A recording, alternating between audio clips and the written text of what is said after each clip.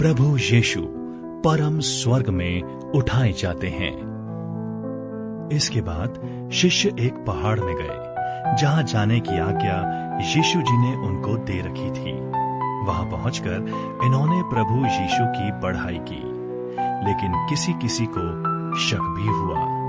तब यीशु जी ने इनसे कहा, मुझे परम स्वर्ग और धरती में पूरा अधिकार दे रखा है, इसलिए तुम जाकर सब जातियों के लोगों को मेरा शिष्य बनाओ और उनको पिता परमात्मा, मैं उनका पुत्र और हमारे ईश आत्मा के नाम से जल दीक्षा दो। और मैंने जो जो आज्ञा तुमको दे रखी है, तुम वे सब उनको मानना सिखाओ।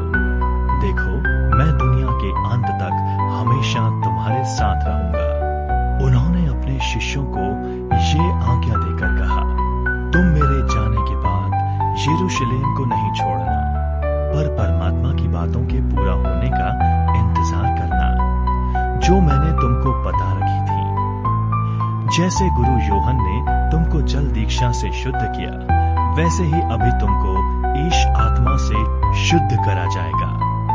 शिष्यों ने उनसे पूछा, हे प्रभु, क्या आप रोमियों को हराकर इजरायली राज्य को अभी दोबारा बनाओगे? उन्होंने उत्तर दिया, समय और काल के बारे में जो पिता परमात्मा ने ठहरा रखा है, उसके बारे में तुम नहीं सोचो। पर जब ईश आत्मा तुम में आएगा, तब तुम सामर्थ्य पाओगे और यरूशलेम, यहूदिया, सामरिया और पूरे धरती के कोने कोने में तुम मेरे गवाह होंगे। फिर उनको देखते देखते यीशु जी स्वर्ग में उठाए गए और बादल ने आकर उनको उनकी आंखों से ओझल कर दिया।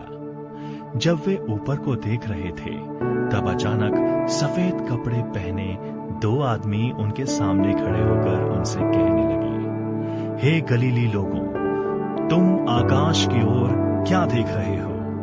ये यीशु जी जिनको तुम परम स्वर्ग में जाते देख रहे हो, एक दिन वे दोबारा इसी तरह आएंगे। इसके बाद शिष्य फिर यरूशलेम आए।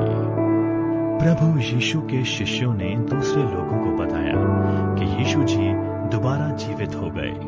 बहुत लोग विश्वास करके ये बात मानने लगे कि यीशु जी सच में हमारे मुक्तिदाता हैं।